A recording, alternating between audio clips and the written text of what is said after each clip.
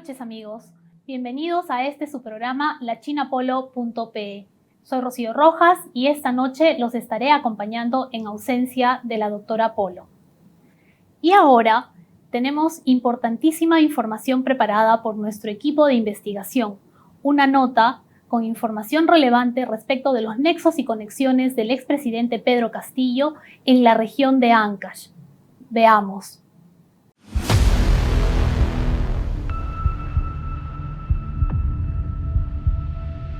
La verdad va saliendo a la luz. Imágenes exclusivas y videos inéditos a los que este programa tuvo acceso dan nuevos alcances sobre la estrecha relación y el importante papel que habría tenido el exgobernador regional de Ancash, Henry Borja Cruzado, dentro de la organización criminal presuntamente liderada por el expresidente Pedro Castillo. Una historia de amistades, padrinazgos y recomendaciones que hundiría al hoy investigado exgobernador regional. Una historia que comienza con el vínculo entre Borja y el economista Hugo Chávez Arévalo, al que encargó la Dirección Regional de Energía y Minas durante su gestión, cargo que habría servido de trampolín para que Chávez sea nombrado luego gerente general de Petroperú. Pero ¿qué hubo detrás de esa designación? Según fuentes de este programa, la llegada de Hugo Chávez a Petroperú habría sido gestada desde Ancash con la intención de favorecer negociaciones ilícitas que involucrarían al gobierno de turno. Una de esas operaciones habría sido la millonaria compra de biodiesel a la compañía Given Petroleum Operator, representada por Samir Abudayeh. El propio Chávez ha revelado a la Fiscalía que su llegada a Petroperú se dio tras conocer al médico Fermín Silva, dueño de la clínica La Luz y presunto asesor en la sombra de Pedro Castillo, quien le fue presentado por el empresario y lobista ancachino Daniel Príncipe, financista de la campaña de Castillo. Y es aquí donde entra la conexión ancachina con la presunta mafia dirigida desde Palacio de Gobierno. Príncipe, según nuestras fuentes y la propia investigación del Ministerio Público, habría recomendado a Hugo Chávez para asumir la gerencia de Petroperú al considerarlo un operador de confianza al que podía encargarle la consolidación en el país de empresas chinas que vienen operando en Ecuador en la compra y venta de petróleo. Al respecto, la Fiscalía Anticorrupción abrió investigación contra 2 empresas internacionales dedicadas a la exportación de crudo proveniente del vecino país, las mismas que vendían a Petroperú. En las indagaciones preliminares habrían encontrado una red de lobistas peruanos cuyos nombres mantienen en reserva. Pero esa es otra historia. El 7 de octubre del 2021, Daniel Príncipe y Henry Borja, acompañados por el sobrino de Fermín Silva, Jover Sánchez, visitaron al hoy prófugo exministro Juan Silva Villegas en su despacho del Ministerio de Transportes y Comunicaciones. Este programa tuvo acceso a una fotografía hasta ahora inédita de dicha visita. En la instantánea se observa a Príncipe y a Henry Borja posando sonrientes en una oficina del ministerio. Detrás de ellos se aprecia el logo y una bandera de dicha sede estatal, así como el pabellón nacional y el cuadro del entonces presidente de la República, Pedro Castillo. Esta imagen refuerza la versión dada por Chávez a la Fiscalía sobre el papel de Príncipe, quien fue intervenido en Lima el pasado mes de agosto cuando trasladaba en su vehículo al entonces requisitoriado alcalde de Anguía, José Denil Medina Guerrero. sindicado como el cajero de Pedro Castillo. Así de cercano era Príncipe a los supuestos cómplices del expresidente. Cercano también habría sido Henry Borja, quien pese a todo ha pasado desapercibido en la investigación contra Castillo. No obstante, la foto junto a Príncipe en el Ministerio de Transportes y Comunicaciones y un video al que también accedimos esta semana podría hacer que los ojos de la justicia apunten hacia él. Las imágenes hablan por sí solas. Borja visitaba a Fermín Silva y hasta ingresaba a los quirófanos de la Clínica La Luz. ¿Con qué objetivo? Solo ellos pueden responderlo.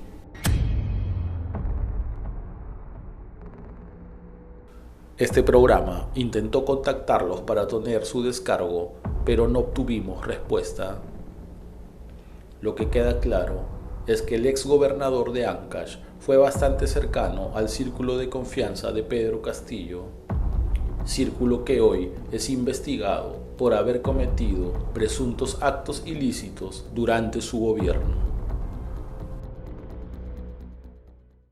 Queda claro que durante el gobierno de Pedro Castillo se generaron una serie de nexos y conexiones entre personas que desde su entorno favorecieron la designación de una serie de personas en cargos de importancia. Estos hechos están siendo también investigados por el Ministerio Público y serían parte de la investigación por organización criminal. Para conocer las implicancias de estos hechos y la responsabilidad penal que le correspondería al expresidente de la República, tenemos con nosotros al doctor Giorgio Rosso, especialista en materia penal. Bienvenido, doctor. Muchas gracias por la invitación. Usted ha podido ver el reportaje y con lo que nos encontramos es con un grupo de amigos que van recomendándose unos a otros para colocarse en ciertos cargos del Estado en instituciones neurálgicas. ¿Esto es delito? ¿No es delito? Bueno, como vamos a tratar de ser no técnicos, sino bastante explicativos sobre el tema, lo primero que debemos señalar que acá existe una conducta delictiva, definitivamente. Bien. La Convención de Viena, porque hay que señalarla así, del año 2008, establece diversos tipos de organizaciones criminales.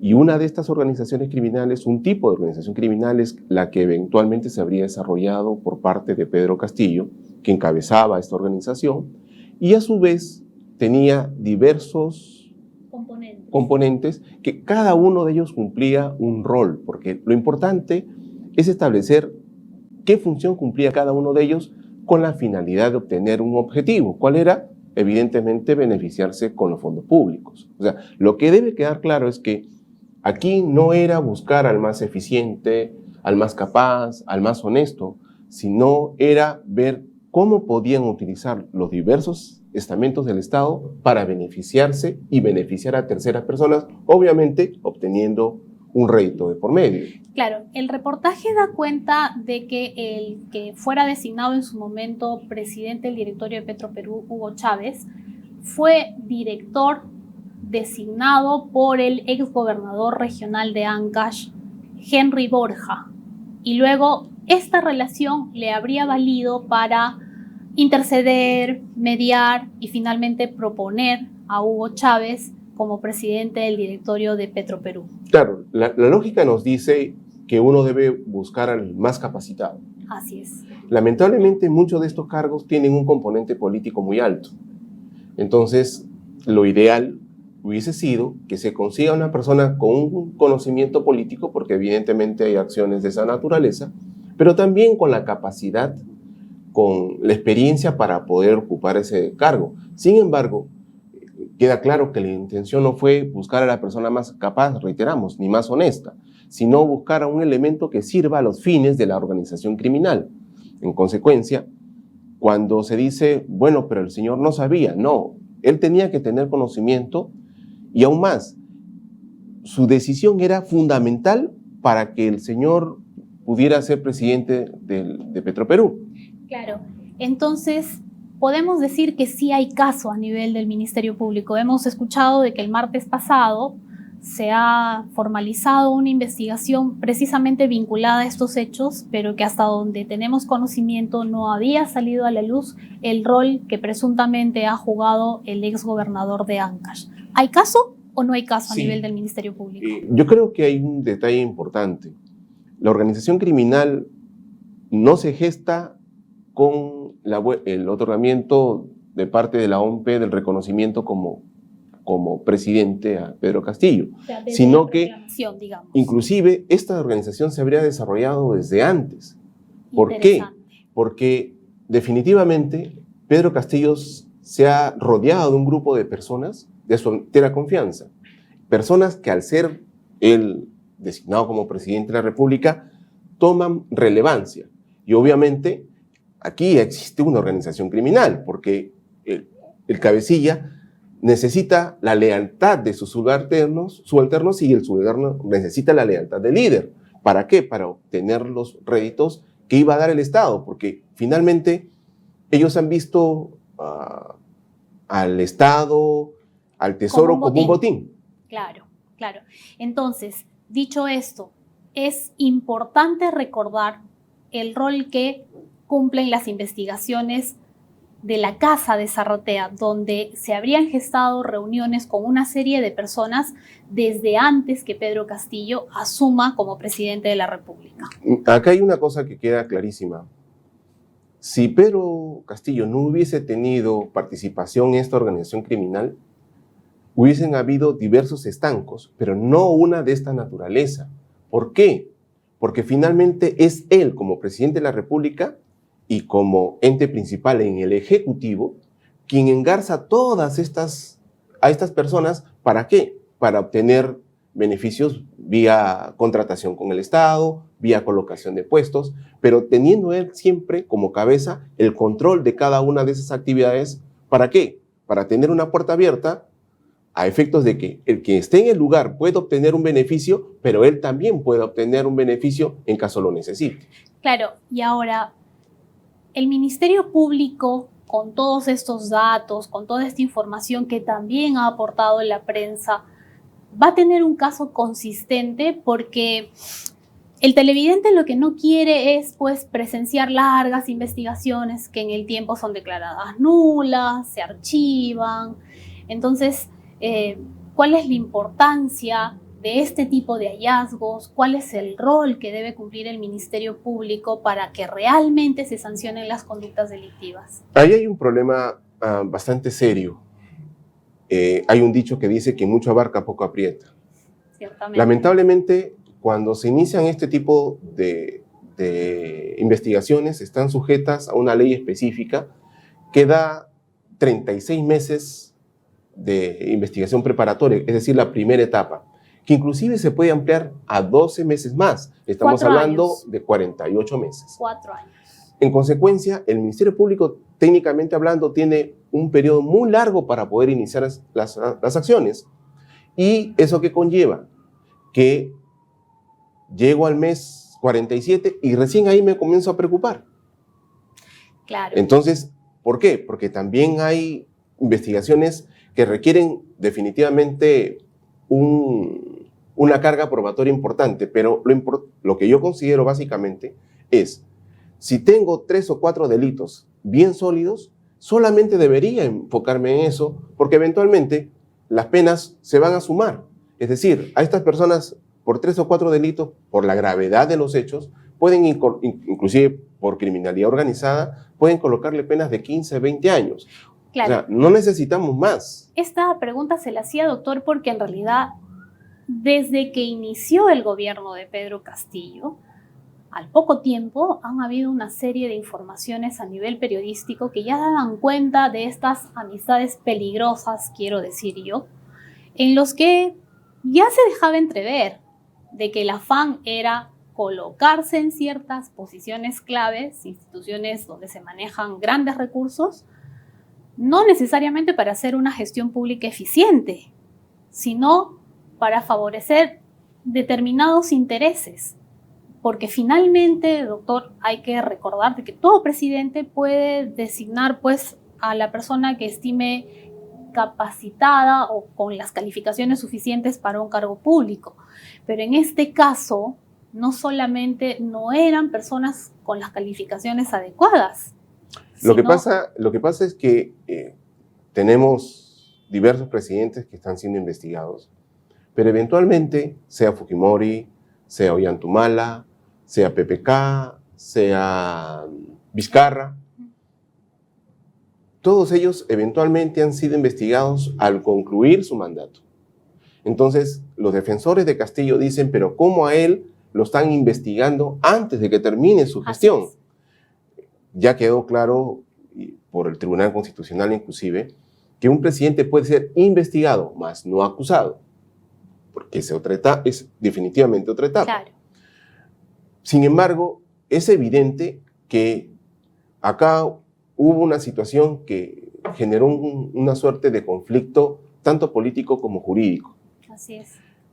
Cuando en una sola investigación se consignó a Castillo y a las demás personas, había el conflicto de que si yo quería formalizar esta investigación y eventualmente pedir prisiones preventivas, tenía que sacarlo a Castillo, porque él era presidente. Para quitarle todos los privilegios que la Constitución le otorga y por ende poder someterlo a las... Eso la población en conjunto lo vio, la gente que apoyaba a Castillo lo ha visto como un abuso. Así es. Entonces, el error parte del mismo Ministerio Público. El Ministerio Público debió haber hecho 2 carpetas independientes. Una solamente para Castillo y otra para todos aquellos que no tenían este privilegio.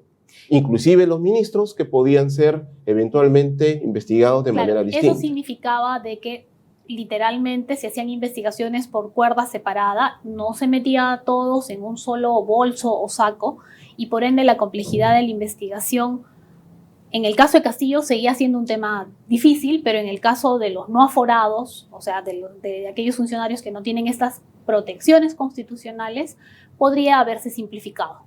Claro, yo he estado recientemente en Cusco y cuando converso con las personas que apoyan a Castillo, ellos dicen, señor, acá toda la justicia, el Ministerio Público se han enfocado contra Pedro Castillo por el voto, porque él, y nos leen la Constitución, el presidente no puede ser acusado. O sea, la misma Constitución que ustedes defienden dice que el presidente no puede ser acusado. Entonces, efectivamente, ha habido, por parte del Ministerio Público, considero, un error al formalizar. Entonces, esto ha generado en el público que percibe esto como una suerte de abuso, que no lo hay, pero claro, finalmente pero quizá para ve, ¿no? facilitar el entendimiento de nuestro público, doctor, usted nos puede explicar qué significa la acusación. El tema de manera puntual es, yo realizo un acto, una conducta, robo algo.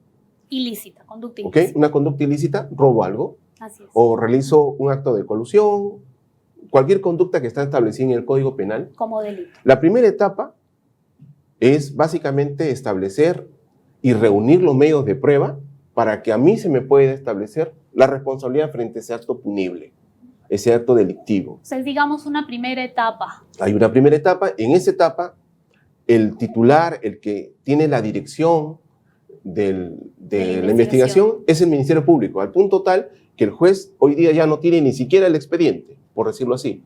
Quien tiene toda la documentación, quien lleva a cabo las declaraciones, Ministerio Público. Es el Ministerio Público. El fiscal. El fiscal. Una vez que el fiscal ha llegado al convencimiento o ha agotado el plazo, tiene 2 opciones. Dice, efectivamente, se ha acreditado el delito con estos instrumentos y pide un requerimiento acusatorio, o dice, bueno, hay duda razonable, no se ha podido probar, etcétera. No, entonces no presentó el requerimiento acusatorio, sino un sobreseimiento. Y eso recién, en esta etapa se llama etapa intermedia, el juez dice, a ver, vamos a ver, y efectivamente, revisa. Y comienza a revisar. Por ejemplo, un caso que es público y notorio, el caso Cócteles, estamos ahorita en la etapa intermedia. Claro. Es decir, ya el doctor Domingo Pérez Gómez ha presentado su acusación contra Keiko Fujimori y otras personas. Sin embargo, es tan voluminoso y se ha colocado tantos elementos y los defectos que hubieron en la etapa de la investigación preparatoria ya se ven. ¿Por qué? Porque ya va siendo más de 7 veces que el juez le devuelve la investigación. Entonces, allí que esperamos no pase con el caso de Pedro Castillo, dicho sea de paso. Entiendo que no debería, porque en el caso de Pedro Castillo, a él se le está colocando sobre todo el tema de criminalidad organizada, ¿no? Esta posición que asumió la defensa de Pedro Castillo respecto de negar la posibilidad de una investigación fue solamente una estrategia dilatoria.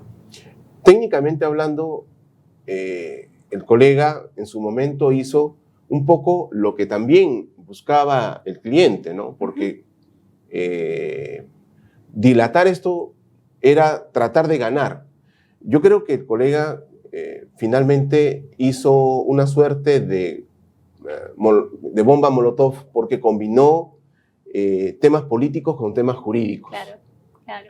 Y van por cuerda separada. Cuando deben ir por cuerda separada. Claro. Una es la defensa política de Pedro Castillo y otra definitivamente era la defensa jurídica. Y ahí los argumentos de los abogados para en todo caso negar la posibilidad de que pueda ser investigado. Pero han sido como que muy evidentes los actos irregulares que habría cometido el presidente Castillo. O sea, en realidad, ya a modo de reflexión, doctor, quizá habría necesidad de hacer una modificación de la Constitución, alguna precisión legal en alguna norma para dejar claramente establecido que un presidente cuestionado por tan graves actos como los de corrupción sí pueda ser investigado. ¿Usted cree que hay necesidad de esa modificación? Sinceramente, creo que la raíz del problema está en los mismos partidos políticos. Los partidos políticos deben tener estándares de selección de su personal que va a presentarse a las elecciones con, evidentemente, capacidades no solamente de conocimiento, sino sobre todo éticas. Claro. Debe haber una formación, porque si no cualquier advenedizo puede asumir no solamente la presidencia de la República, un gobierno regional, y ya sabemos cuáles van a ser los resultados, corrupción. Claro, bueno, en realidad el tema es harto complejo y ojalá, estoy convencida de que las explicaciones y el conocimiento que usted ha compartido con nosotros el día de hoy van a permitir a nuestros televidentes entender un poco mejor estos temas tan difíciles y complejos. Le agradezco mucho su presencia, doctor. Que le vaya bien. Gracias. Bien, amigos, ilustrativa la entrevista con el doctor Rosso. Nos vamos a ir a una pausa, no sin antes decirles que en el siguiente espacio vamos a tener a nuestra queridísima China Polo. Volvemos.